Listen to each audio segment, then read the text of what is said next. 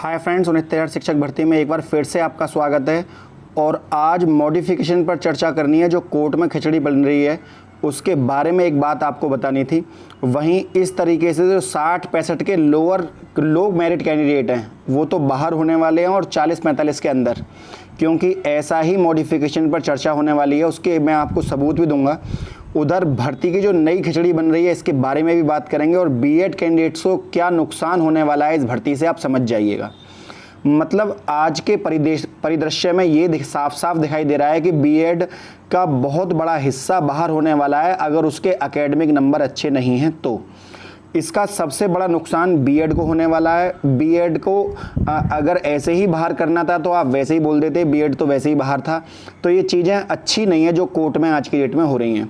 इनके ऊपर मैं आपको एक बिल्कुल ब्लैंक पेज पर इन चीज़ों को मैं आपको समझाना चाहूँगा कि सरकार ने अभी एक मॉडिफिकेशन में एक वो दिया हुआ है प्रपोज़ल।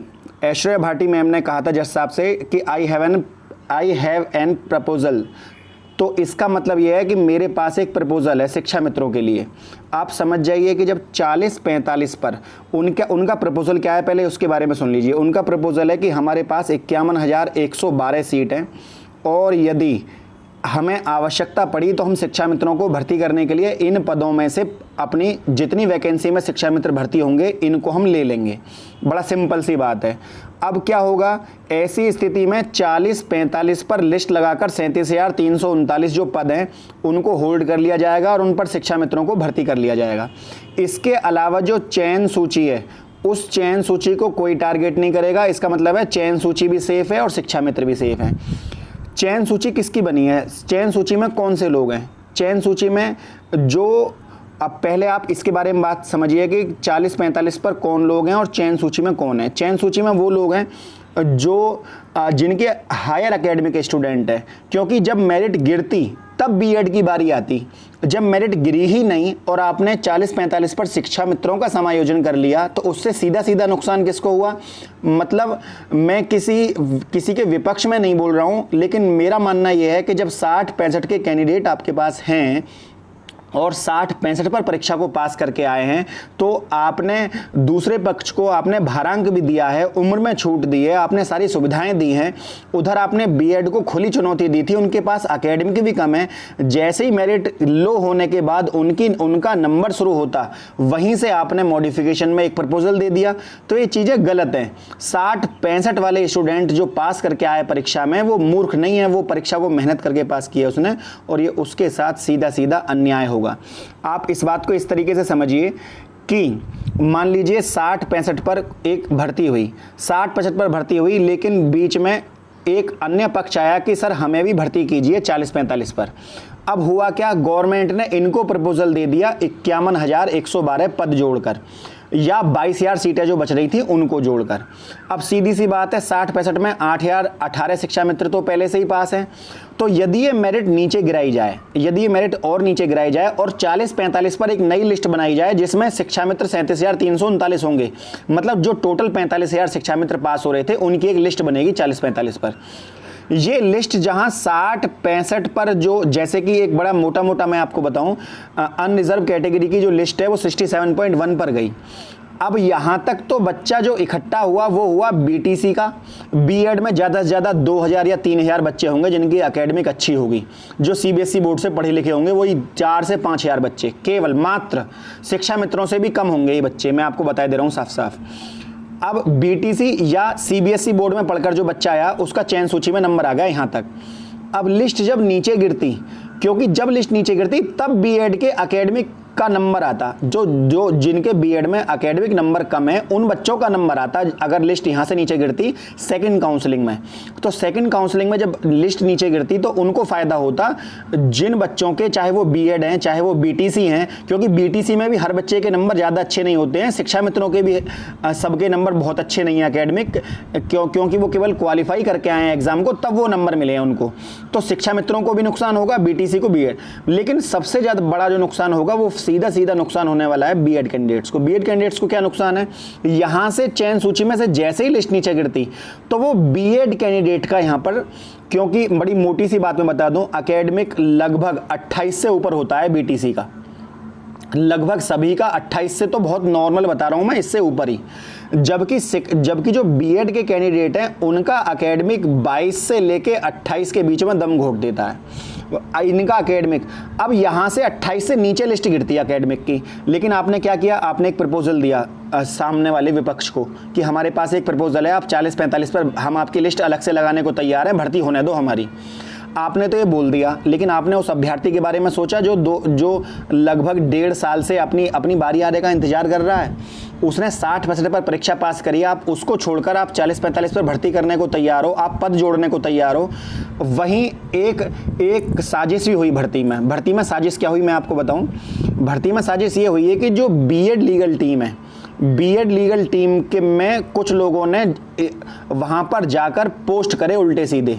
उससे क्या हुआ, बीएड लीगल टीम का मनोबल तोड़ने की कोशिश की गई। माना कि जब आप टैक्स भरते हो तो क्या आप सरकार से अपने टैक्स का पूरा हिसाब किताब लेते हो? आप सरकार को भी गाली बकते हो कि ठीक सरकार ने हमारे साथ गलत किया है, सरकार ने ये किया, सरकार ने वो किया। यदि बीएड लीगल टीम अपने खाने के लिए, खर्चे के लिए, गाड़ी के लिए, फोटोकॉपी के लिए यदि तो उन्होंने 2 पैसे खर्च भी कर दिए, तो आप मुझे ये बताइए सुप्रीम कोर्ट में आपकी बात को उठाने वाला है कौन? कोई व्यक्ति है जो बीएड की नुमाइंदगी करेगा? सरकार ने तो मॉडिफिकेशन दे दिया, एक मॉडिफिकेशन में प्रपोजल दे दिया एक तरीके से कि आप आ जाइए, हम आपको भर्ती करने को तैयार हैं और हमारी चयन सूची को मत छोड़िए। चयन सूची में मोस्टली स्टूडेंट बीटीसी हैं, बहुत कम लोग बीएड वाले हैं। जैसे ही मेरिट नीचे गिरती बीएड के कैंडिडेट्स के लिए, उधर प्रपोजल मिल गया शिक्षा मित्रों को। शिक्षा मित्र को मॉडिफिकेशन के थ्रू भर्ती किया जा रहा है। ठीक है, शिक्षा मित्रों को मॉडिफिकेशन के थ्रू भर्ती किया जा रहा है और बीटीसी के कैंडिडेट्स को, जो बीटीसी के कैंडिडेट्स हैं, उनको सीधा फायदा पहुंचाया जा रहा है चयन सूची के थ्रू, क्योंकि एकेडमिक नंबर बीएड के बहुत ही कम है। यहाँ पर एक ऐसा निर्णय आना चाहिए जिससे सभी को फायदा हो, सभी को इक्वल फायदा हो, सभी को समान फायदा हो। समानता कैसे आएगी? समानता ऐसे आएगी कि आपने 60-65 पर परीक्षा कराई और आपने ये कहा था कि ये कट ऑफ है, तब आप 40-45 पर भर्ती कैसे कर सकते हैं? वो कौन सा अधिकार है जो 40-45 पर भर्ती, जबकि आपके पास 60-65 पर अभी कैंडिडेट बच रहे हैं, आपके पास 60-65 पर कैंडिडेट बच रहे हैं और आप 40-45 पर प्रपोजल देने के लिए तैयार हैं। ये कौन सा तरीका है कि एक अभ्यर्थी को भारांक भी दिया जाए और 60-65 वाले कैंडिडेट को बिना भारांक के भी नौकरी ना दी जाए, तो क्योंकि वो परीक्षा पास करके आया है? तो ये चीज़ें गलत हैं। या तो आप उसको शामिल ना करते, और यदि आप उसको शामिल कर रहे हैं तो आपको उसको अधिकार देना चाहिए। बड़े सिंपल सी चीज़ है। एक चीज़ और, यदि लिस्ट यहाँ तक बनी, आपने 60-65 पर परीक्षा कराई, 60-65 पर आपका काम ये बनता है कि आप मेरिट को नीचे गिराइए। आपके पास 69,000 पद हैं, 69,000 शिक्षक भर्ती में 22,000 सीटें पिछली बच रही हैं, 22,000 सीटें पिछली बच रही हैं। इसके अलावा 51,112 पद और भी हैं। इन सब की 60-65 पर लिस्ट बननी चाहिए। इन सब की 60-65 पर लिस्ट बननी चाहिए। जो भी शिक्षा मित्र उसके अंदर आता है उसका मोस्ट वेलकम है, क्योंकि उसने मेहनत करी है। इसके अलावा इस लिस्ट में जो भी बीटीसी का आता है उसको लीजिए। इस लिस्ट में जो भी बीएड का बाहर होता है बाहर करिए, अंदर आता है अंदर करिए। ये तरीका है। ये तरीका नहीं है कि आप एक ही भर्ती में दो कट ऑफ लगा दें कि ठीक है ये एक प्रपोजल है, इनको 40-45 पर भर्ती कर लेते हैं, इनको अलग से भर्ती कर लेते हैं। अगर आपको किसी पक्ष के प्रति इतनी दया आ रही है तो आपने उनके पैसे कम क्यों करे? 40,000 रुपये मिल रहे थे शिक्षा मित्रों को, आपने उनके पैसे कम क्यों करे? आप उनको टीचर बने रहने देते, वो कोर्ट में आते ही क्यों?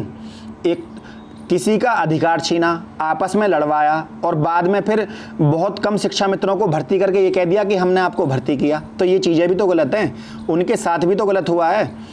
अब क्या है, अब बीएड बीटीसी शिक्षा मित्र आपस में लड़ रहे हैं, सरकार भर्ती को मॉडिफिकेशन के थ्रू निकाल कर ले जाएगी यहाँ से। नुकसान है बड़ा सिंपल सा।